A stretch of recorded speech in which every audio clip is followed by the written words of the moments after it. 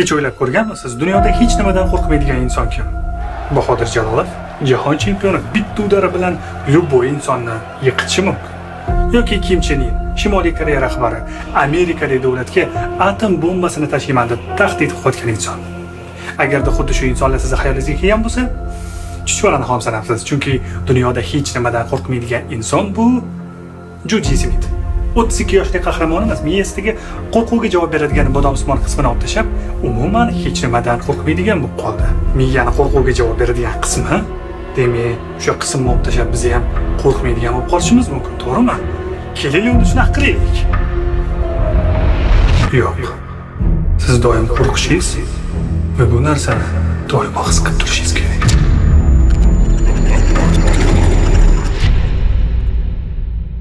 Bugun dasturimiz orqali odamlar qo'rquvdan qanaqa qilib o'lib qolishadi va 11-sentyabr voqealarini qo'rquv hissiga nima aloqasi bor? Siz qanaqa qilib o'zingiz bilmagan holda qo'rqish uchun pul to'laysiz va qo'rquvdan xalos bo'lishni qanday o'rgatishadi? Nega ba'zi odamlar baxtli bo'lishdan qo'rqadi va qanaqa qilib qo'rquv yillar davomida bizga o'rgatiladi? Bu Magnit loyihasi. Boshladik. Jinlardan qo'rqadigan holatlar ham bo'ladi-da. Bemorlar, ya'ni jinlarning ta'siridan ham inson qo'rqoq bo'lib qoladi-da. Hammaga salom. Bu Abdullajon. Bilasizmi, biz qo'rqib ketganimizda bizdan chiqadigan bitta ovoz bor. Bu baqirish. Siz nima deb o'yladingiz? Men bilmadim. Juda ko'p sonli insonlar qo'rquvi odamning ichidagi qanaqadir tuyg'u deb hisoblab, uni tananing qolgan qismiga umuman aloqasi yo'q deb o'ylashadi. Agarda siz ham shunaqa deb o'ylagan bo'lsangiz, tabriklayman. Siz ham adashdingiz.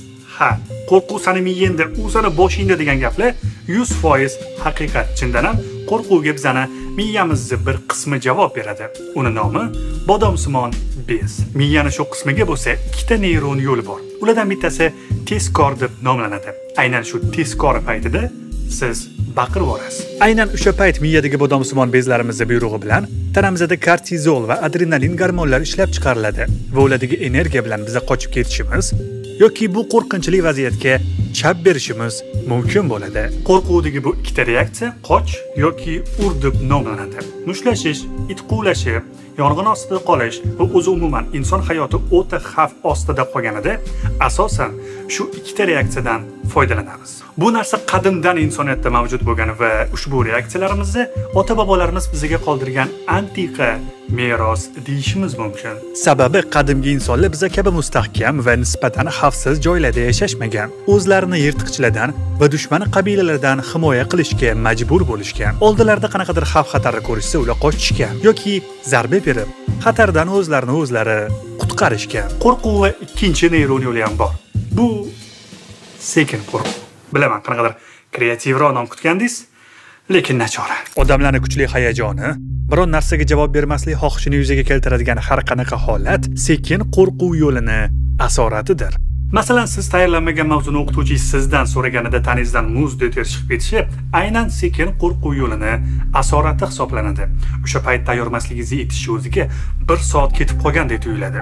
Tan oling, bunaqasi hammamizda bo'lgan. Sekin qo'rquv paytida inson hayoti o'ta xavf ostida bo'lmagani uchun unga bo'lgan reaksiya ham nisbatan sekinroq va xotirjamroq bo'ladi. Xo'p, okey. Sekin qo'rquv yo'li va tez qo'rquv yo'li haqida bilib oldik. Lekin o'zi qo'rquv tanada qanaqa yuz beradi? Ayni damda bu odamni qo'rquvga javob beruvchi bodomsimon bezlarining buyrug'i bilan holatga reaksiya qilish uchun buyrak usti bezlaridan adrenalin moddasi toshib chiqdi va butun tana ushbu gormonga to'ldi. Oldida turgan xavfni yanada aniqroq ko'rish uchun ko'z qorachiqlari kattalashdi. Qisqa vaqt ichida bo'lsa, yurak tez urishni boshlab, butun tanaga qon yugurib ketdi. Aynan qo'rquv paytida qo'llarimiz xuddi shunaqa qaltiraydi, chunki adrenalin butun tanamizning mushaklariga yetib borgan bo'ladi va shu o'rinda qo'llarimizga ham. Bu juda ham normal holat. Imtihon oldidan yoki juda ham muhim bo'lgan suhbat oldidan ham odamlarning qo'lini qaltirashini kuzatishimiz mumkin va diqqat qiling. Bu qo'rqinchli holat emas. Bu normal holat. Odam qo'rqqanida mantiqan o'ylashni shunchaki unutib, xavfdan qutulish uchun miyasiga kelgan birinchi ishni qiladi. Bu qochish yoki zarba berish bo'lishi mumkin. Xuddi yuqorida aytganimdek, eng qizig'i fanda reaksiyalarni asosan shu ikkita turini tilga olishadi, lekin uni ko'pchilik tan olmagan 3-turi ham bor. Bu qo'rquvdan qotib qolish. Jonivorlar odamlar qanaqadir qo'rqinchli vaziyat oldida jim turib, nima bo'layotganini tushunishga harakat qilishadi. Odamlarda buni asosan avtohalokatlarda ko'rsak, jonivorlarda yirtqichlik hujumida ko'rishimiz mumkin. Masalan, echkilar qo'rqqanidan qotib qolishadi. Vaziyatga baho bergan jonivor odatda qarshi hujum qilishga harakat qiladi, lekin kuchi yetmasligini sezsa, o'zini o'lganga solib joyida yotaveradi. Bunaqasini hattoki dunyodagi eng xavfli jonivorlardan biri ilonlar misolida ham ko'rishimiz mumkin. Masalan, ekraningizdagi ilon ham odam oldida ojiz ekanligini tushunib, o'zini o'lganga sovagan. Qo'rquvdan qotib qolish, qochish yoki urish odamlarga bu narsa nimaga kerak va o'zi umuman bilasiz, nahotki biz yashamaymiz? Juda ham yaxshi savol va biz bu savol bilan mutaxassisga yuzlandik. Mana ko'p eshitaman shunaqa savollarni. Mana qo'rquv, stress, xavotir bu nima va bu bizga keraksiz narsalar. Menda qo'rquv bor, yo'qotishim kerak deb bemorlar kelishadi. Aslida qo'rquv, stress, xavotir bu bizni hayotimizda bor bo'lishi kerak bo'lgan hissiyotlar hisoblanadi. Ya'ni biz qo'rquv orqali oldindan kelayotgan xavf-xatardan o'zimizni ogohlantiramiz. O'zi qo'rquv paytida bodomsimon bezni aktivlashganini ko'rar ekanmiz-da, ya'ni u aktiv holatga o'tadi. Masalan, zilzila paytidagi voqealarni eslasa, kimdir tez harakat qilib o'zini xavfsiz joyga olib o'tadi, kimdir turgan joyida qotib qoladi, kimdir xaotik harakatlanadi. Nima qilishini bilmaydi, u yoqqa bu yoqqa o'zini uradi. Mana qo'rquvga bo'ladigan 3 xil reaksiya mana shundan ma'lum. Bugungi kunda 19-asrdan beri qo'llanilayotgan amaliyot bor, kognitiv behavioral psixoterapiya deyiladi. Inson qo'rquvga nega qo'rqayotganligi haqida fikrlash, tafakkur qilish. Men nimaga qo'rqayapman? Menda qo'rquv qachon sodir bo'lyapti? Nimadan aynan qo'rqayapman? Va qo'rquv paytida meni tanamda nima sodir bo'lyapti? Masalan, yurak urishi tezlashadi, arterial bosim ortadi, nafas tezlashadi. Shuning uchun ham qo'rqqan paytimizda nafas mashqlari bajarish tavsiya qilinadi. Biz nafasimizni boshqarish orqali yuragimizning urishini ham normaga keltiramiz va qorachiq kengayib ketadi. Qorachiq kengayganda tunnel ko'rish yuzaga keladi. Biz yonimizni ko'rmaymiz, faqat to'g'rini ko'ramiz. Shaxsan men bunaqa diqqat bilan tunnel ko'rish qobiliyatingizni faqatgina qo'rqqan paytingizda emas, balki boshqa narsalarga ham ishlatishingizni xohlardim. Masalan, men sizga tavsiya qiladigan narsalarga. U orqali siz uydan chiqmasdan xaridlarni amalga oshirishingiz, savdoni foizlasiz, o'rtaga bankka aralashtirmagan holda amalga oshirishingiz mumkin. Bu Olcha Marketplace, ular O'zbekistonda nasiya savdosini yo'lga qo'ygan birinchi onlayn do'kon hisoblanadi. Nasiya savdo uchun faqatgina pasport va karta kerak bo'ladi xolos. To'lov istagan turda, xohlasangiz naqd, xohlasangiz karta orqali. Eng yoqimli tomoni shundaki, bironta ham tovarga boshlang'ich to'lov qilishingiz shart emas. Aytgancha siz uzoq kutgan iPhone 15 ham sizni ham kutyapti. Yana qo'shimcha qilaman, Olchada Toshkent shahri bo'ylab yetkazib berish xizmati mutlaqo bepul va siz aytgan manzilga shundoqqina eshigingizni tagigacha yetkazib berishadi. Butun O'zbekiston bo'ylab uzog'i 3 kunda o'zingiz xohlagan mahsulotni qo'lingizgacha yetkazib berishadi. Doimiy xaridorlar uchun bo'lsa maxsus chegirmalar ham bor. Shundoq ekan, Olcha Marketplace'dan qo'rqmasdan foydalanavering. Endi ko'rsatuvga qaytamiz. Qo'rqqanimizda qochish bu g'alati tuyuladi, albatta. Duxu yo'llar shunaqa qiladi deb aytishga 100% haqqinglar bor, lekin aslida bodomsimon miya tanamizga qochish buyrug'ini bermasa, biz o'lib qolishimiz mumkin. Juda ham qattiq qo'rquv tanada ko'p miqdorda adrenalin dozasi ishlab chiqarilishiga sabab bo'ladi va bu o'z o'rnida yuqorida aytganimdek qonni harakatlanishini tezlashtiradi. Qo'rqqaningizdan keyin tanangizda paydo bo'ladigan adrenalin tsunamisi avvaliga o'pkangizni, jigaringizni, buyraklaringizni va oxirida yuragingizni shikastlab, ularni cho'ktiradi. Ya'ni bir so'z bilan aytganda, ana shu adrenalinni qayoqqadir ishlatish kerak. Yoki qochib, yoki urib. Qo'rqib o'lib qolay dedim degan gap bor-ku. Bu narsani haqiqatga yaqin deya olamiz. Menimcha, yuqoridagi faktdan keyin siz yaxshi bola bo'lasiz va hech kimni qo'rqitmaysiz. Yuqoridagi ma'lumot qo'rquvi bor yo'g'i bitta odamga ta'siri haqida edi. Lekin qo'rquvi ommaviy ta'siri ham bor va bu rostdan ham qo'rqinchli. Masalan, 2010-yil Amsterdamda fashizm qurbonlariga bag'ishlangan marosimda birgina odamni baqirishi hammani o'zini yo'qotib, vohmaga tushishiga sababchi bo'lgan.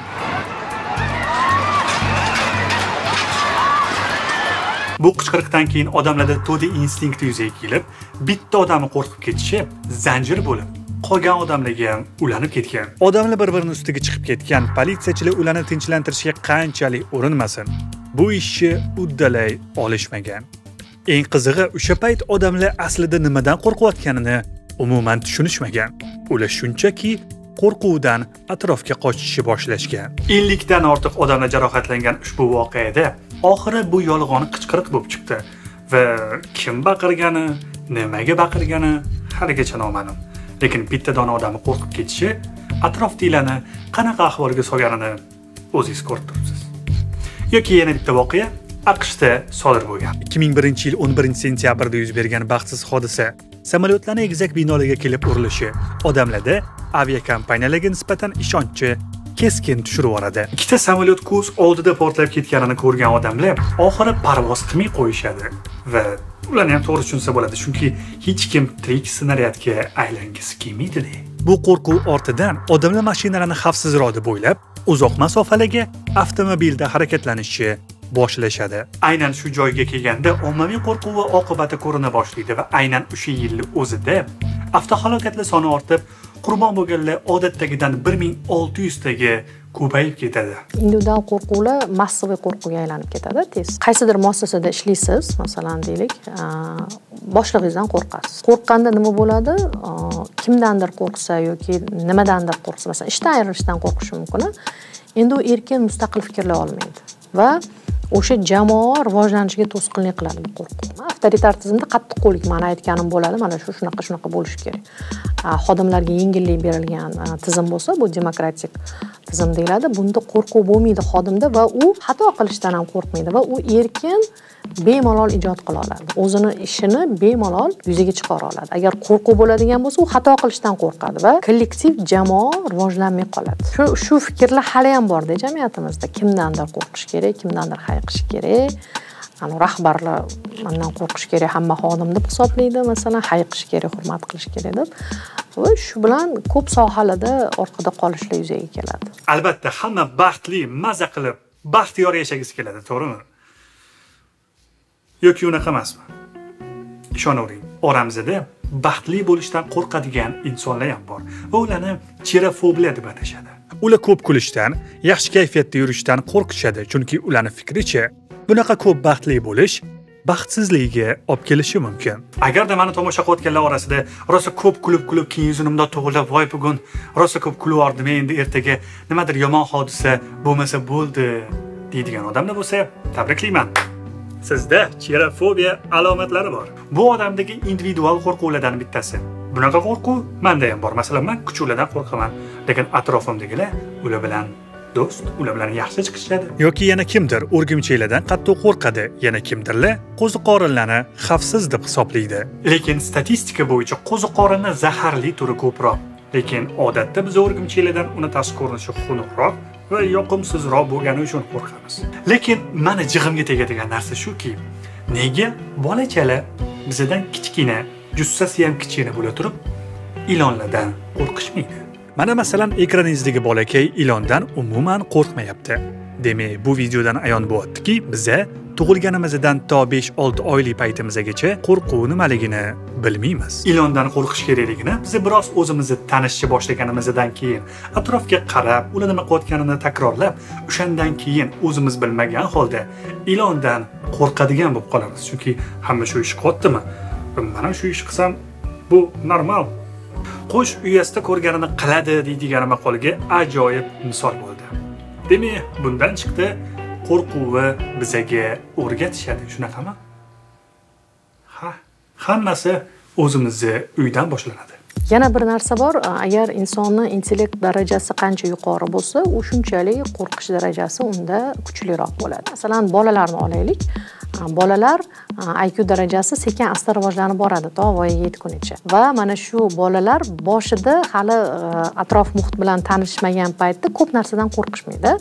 Buni sababi ularda albatta ko'nikma bilan ham bog'liq va intellektni hali yuqori rivojlanmaganligi bilan ham bog'liq. Ya'ni xavf-xatarni bilmaslik, xavf-xatar haqida ma'lumotga ega bo'lmaslik va uni xavf-xatar ekanligiga tushunmaslik, ya'ni anglay olmaslik ham qanaqa xulosa olish mumkin? Inson qancha intellektual salohiyati yuqori bo'lsa, demak unda ma'lum bir qo'rquvlarni mavjud bo'lishi tabiiy hisoblanadi. Inson yoshi katta bo'lgan sari unda ijtimoiy qo'rquvlar boshlanadi. Masalan, ommaga chiqish qo'rquvi, pulsiz qolish qo'rquvi, hurmatini yo'qotish qo'rquvi, mansabdan ayrilish qo'rquvi, bir qancha so't-so'q qo'rquvlar qo'shilishni boshlaydi. Ha, unda nima qilaylik, Abdullajon? Nima? Biz ham endi qo'rquvga javob beradigan miyamizning qismini olib tashlaylikmi? degan savol sizni miyangizga kelgan bo'lishi mumkin. Lekin buni qilish shart emas. Gap shundaki, yaqin tarixda rostdan ham bodomsimon qismi olib tashalgan ayol yashagan va umuman olganda oramizda uni SM ismli patsient deb chaqirishadi. Qahramonimiz 10 yoshida boshidan jiddiy kasallik orttirib oladi va uni aynan qo'rquvga javob beradigan miya qismi shikastlangan edi. Bu antiqa kasallikdan og'rigan qizcha oradan bir qancha vaqt o'tib, umuman hech nimadan qo'rqmaydigan bo'lib qoladi. Avvaliga olimlar uni qo'rqmasligiga ishonishmaydi va tajriba o'tkazish maqsadida uni qo'liga ilonni berib qo'yib, uni qo'rqishini kutishadi. Ammo SM ilonni shunchaki silab, unga mehr berish bilan ovora edi. Yana kunlardan bir kuni qahramonimizni shahardagi eng qo'rqinchli joylardan bittasi arvohlar yashaydigan uy deb ataladigan bitta joyga olib borishadi. Uni qo'rqishi uchun aktyorlar yonlashadi. Uni oldidan chiqib voh degan har bitta aktyorga bo'lsa, SM shunchaki pozitiv kayfiyatda kulib qaraydi.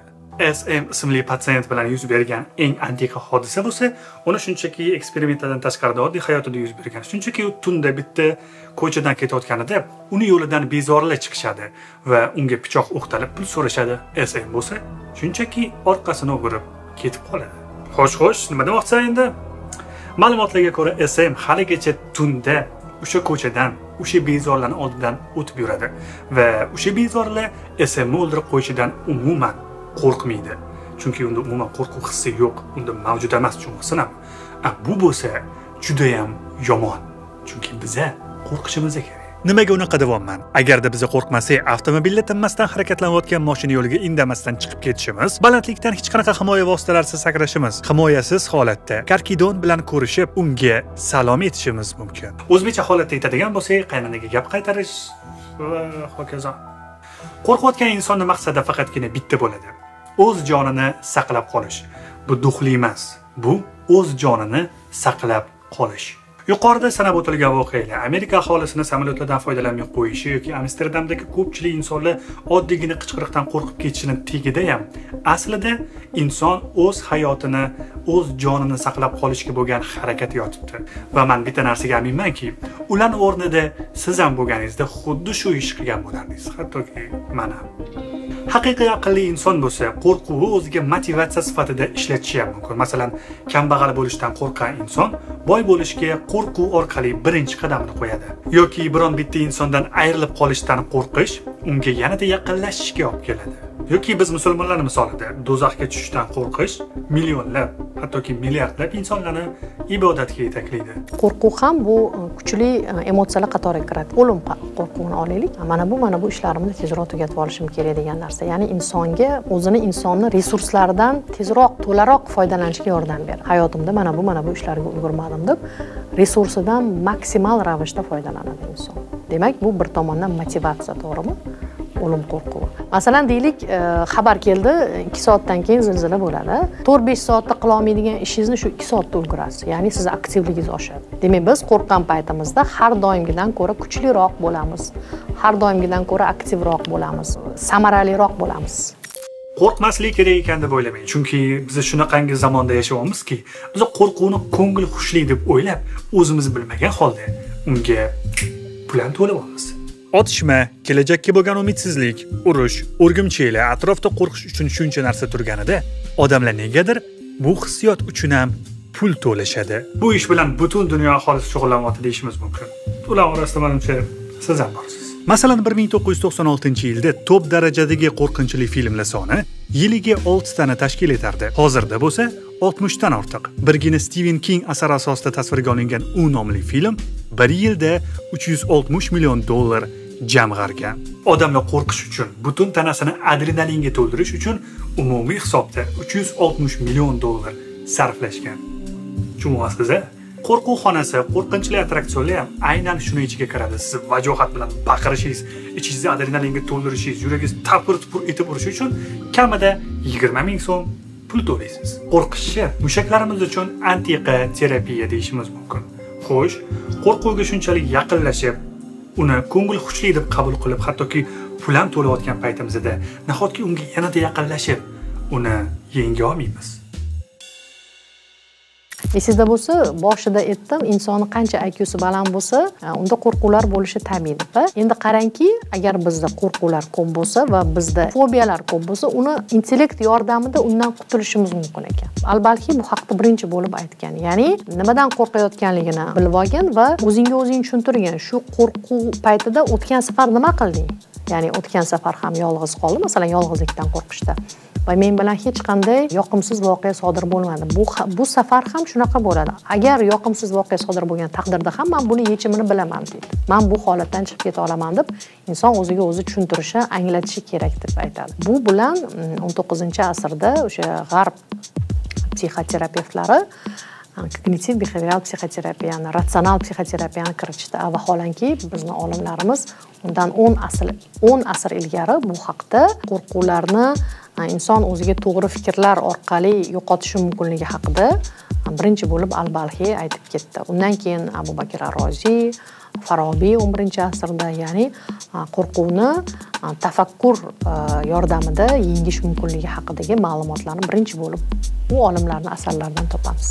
Ko'p hollarda qo'rqqan insonlar psixolog huzuriga borishadi va o'zida nima ro'y berayotganini ular bilan bo'lishadi.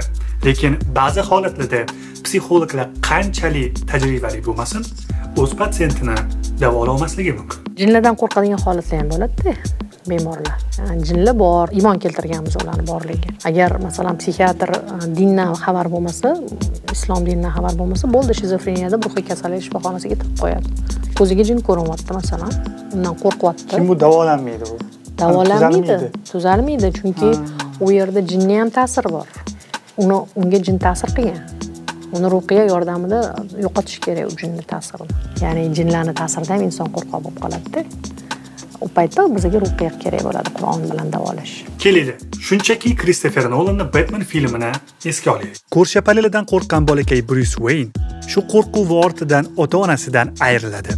Oradan vaqt o'tib, Bruce o'z xatosini va qo'rqoqligini tushunib yetadi va mana shu qo'rquviga tik boqib, hammasini to'g'rilash harakatini boshlaydi.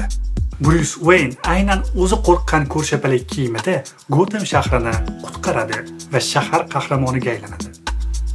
Ya'ni u o'z qo'rquvi bilan birlashib katta kuchga aylanadi. Siz shunchaki qo'rquv sizni nimalardan ayirgani haqida o'ylang. Masalan, biron bitta insonga aytolmagan gapingiz uni sizdan ayiradi. Yoki ishingizdan yoki hayotingiz uchun juda ham kerakli bo'lgan narsadan aynan qo'rquv oqibatida ayrilgan bo'lishingiz ham mumkin. Ko'rsatuv avvalida aytilganidek, umuman qo'rqmaslik ham bizga to'g'ri kelmaydi. Chunki qo'rquv biz uchun juda ham muhim.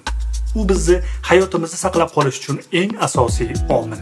Qo'rquv bilan bo'lish bo'lsa, eng to'g'ri yo'l. Abu Ali ibn Sinodan bitta hikoya qilgan. Biz 3 kishimiz. Sen, men va kasallik. Sen kim tomonda bo'lsang, o'sha tomon g'olib. Diqqat qiling, men sizga hozir qo'rquvingiz bilan birlashib, u bilan do'stlashib, kimdan qasosingiz bo'lsa ko'chaga chiqib, o'shani borib, urib, alamingizni oling deyotganim yo'q. Men shunchaki ichingizdagi o'zingiz hisoblashadigan qo'rquvingiz bilan birlashing demoqchiman xolos. Chunki qo'rquv bor, bo'lgan va u hech qachon hech kimni tark etmaydi. Aytgancha, ko'rsatuvimizda hech nimadan qo'rqmaydigan qahramoni SMda ham oxiri qo'rquv hissini aniqlashdi. Uni is gazi bilan atayin zaharlamoqchi bo'lishganida, u o'lib qolishdan qo'rqib, xonadan qochib chiqib ketdi. Va esini taniganida ilk marotaba qo'rquv hissini totib ko'rdi. Biz kichik loyihamiz orqali sizga ulkan ma'lumotlarni berishga harakat qildik. Aytgancha, loyihamizni qo'llab-quvvatlamoqchi bo'lsangiz, bemalol ekraningizdagi shu ko'ringan kartalarga istagan summangizni jo'natishingiz mumkin. Shunda bizning ko'rsatuvimizda yanada sifatliroq chiqishiga qisman bo'lsa ham hissingizni qo'shgan bo'lasiz va bizga katta motivatsiya bergan bo'lasiz. E'tiboringiz uchun